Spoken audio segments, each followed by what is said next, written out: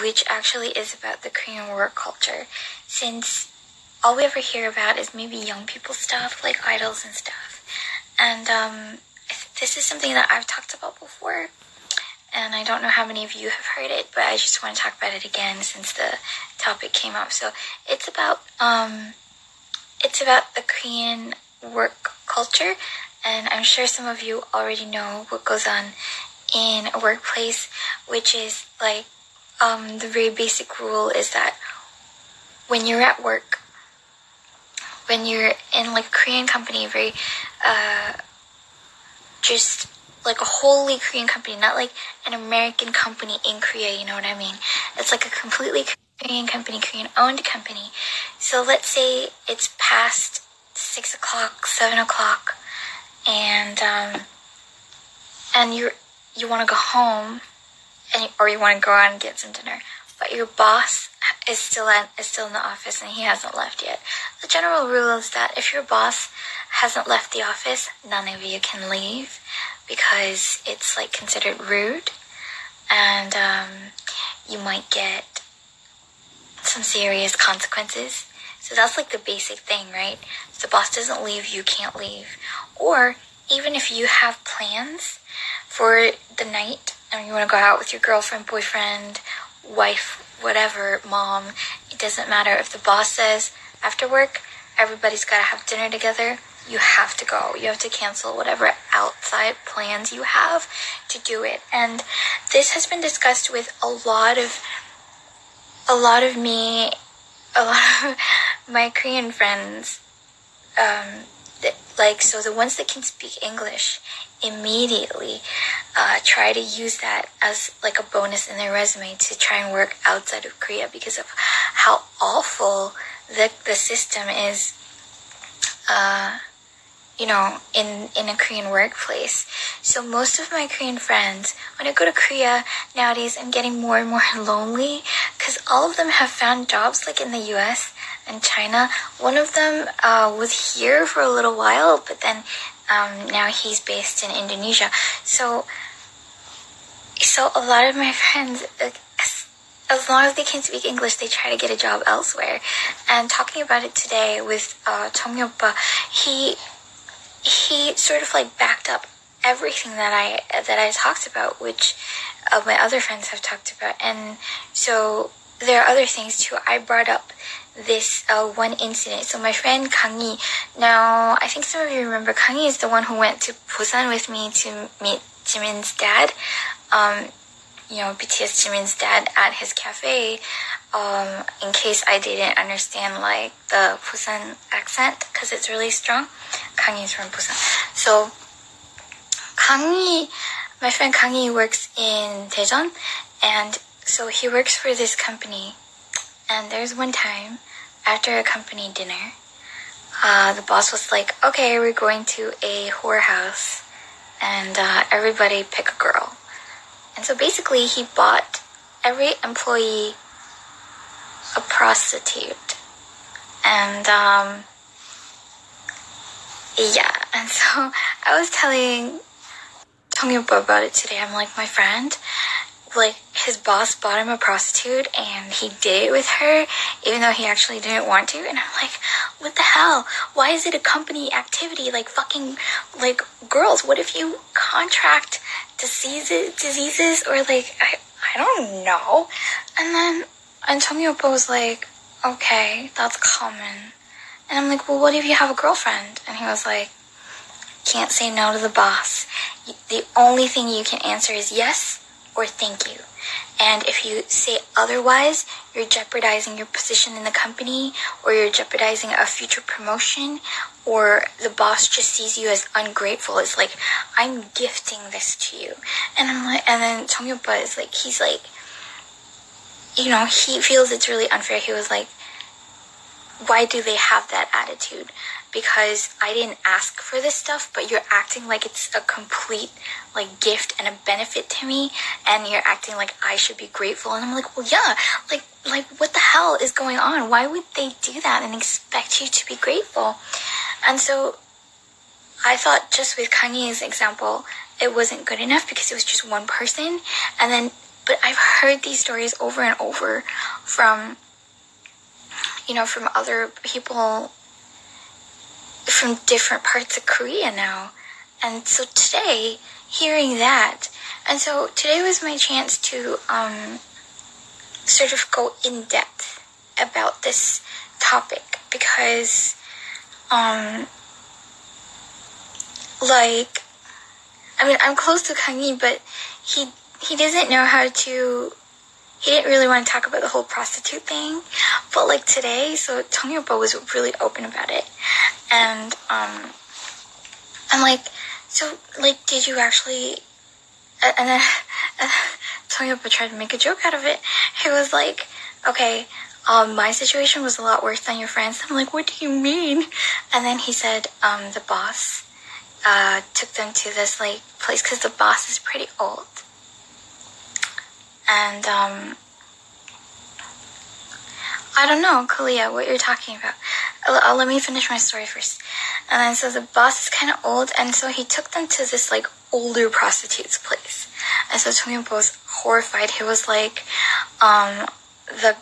he said the girl that they gave me was actually this ajumma with like really tight perm curls.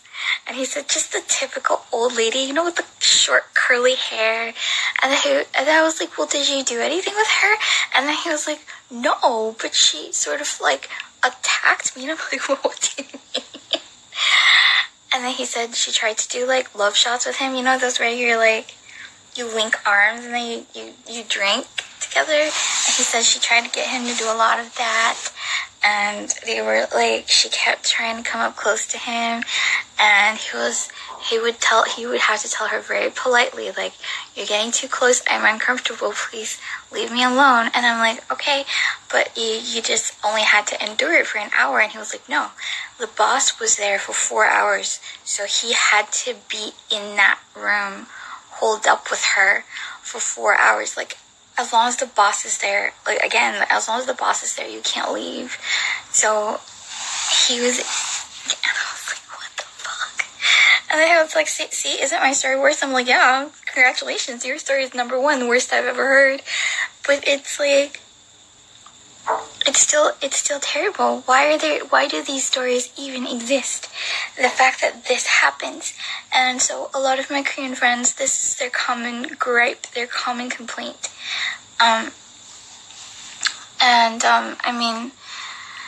So it's actually really, really, fucked up is the only word that I can use to describe this. It's fucked up. Why is whoring or visiting prostitutes a company activity? Why can't you do team building some other fucking way, like, I don't know, Flying Fox or Trust Fall or some shit like that?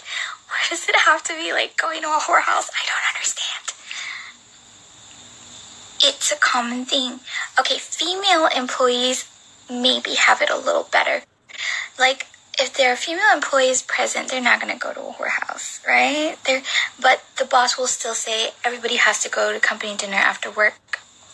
Or, everybody has to drink, female employees included.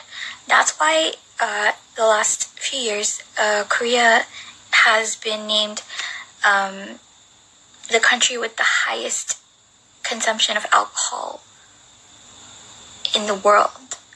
So, yeah.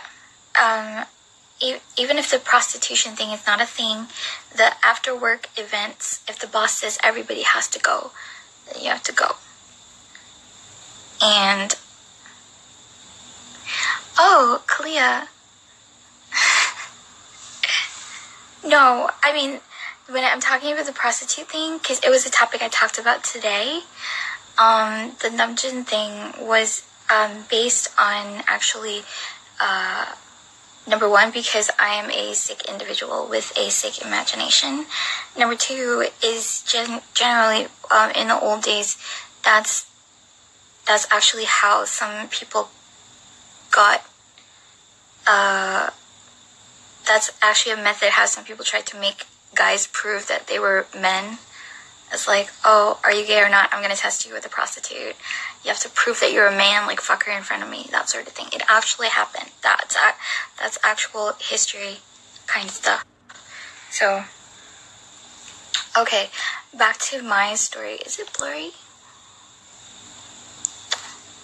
Okay.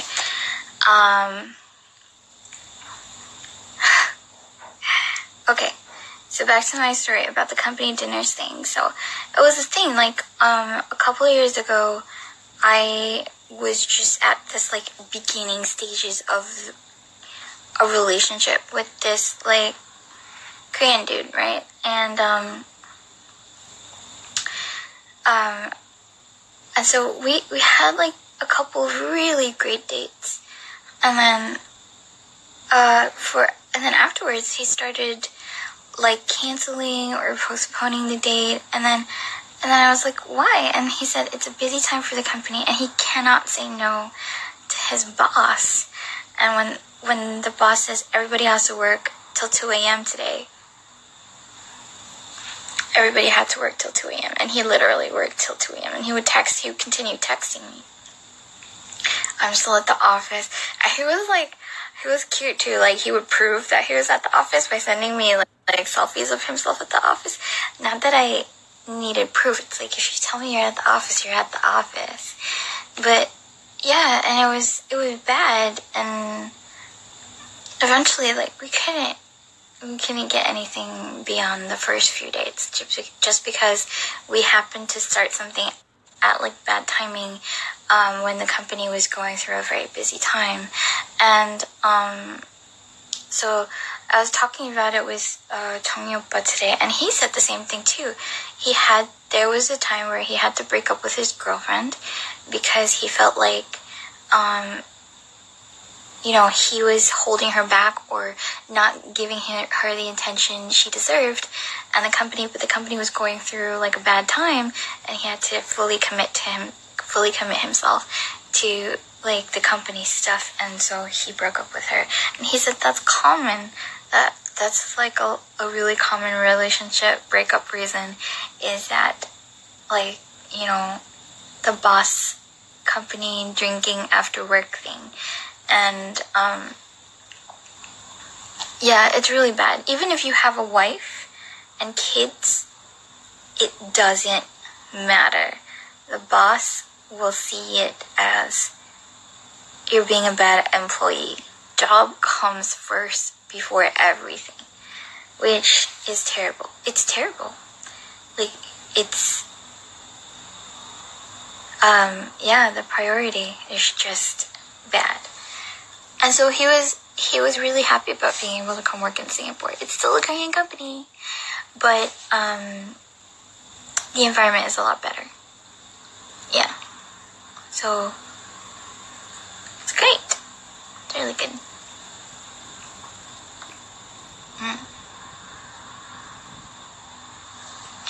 It'll be worse if both of the spouses working in the same company, or if both of the spouses are still working. If you're in the same company, it's actually good, because then you at least get to spend time together. And after work, drinking or whatever, your partner's with you. But if you're not, then, your wife or your whatever is just gonna feel shitty at home, being stuck with the kids and stuff, and never getting to see you or anything. So that's basically what I wanted to talk about, how bad it is. And a lot of people ask me, why don't I move to Korea and work there? There's no fucking way that I ever want to, because just no. No thanks. Yeah. I like having my freedom after work. Sometimes I get mad when people call me about work, like, after my work hours. I'm like, bitch, this is my personal time. Call again tomorrow. So, yeah, like, personal time is personal time. It's so important. So, so there's no freaking way. Like, Korea, like, just, you're my holiday destination, and that's it. Never gonna be anything more. Well, I can't say never. I mean, if I marry a rich dude and I never have to experience, work life in Korea, sure, why not? Why not? I'm not gonna say no to that. But working in Korea, nope. And when I say rich dude, I mean like, hello, baby. When are you gonna ask me to marry you? Don't close your eyes. Look at me. Look at me and tell me when. Okay.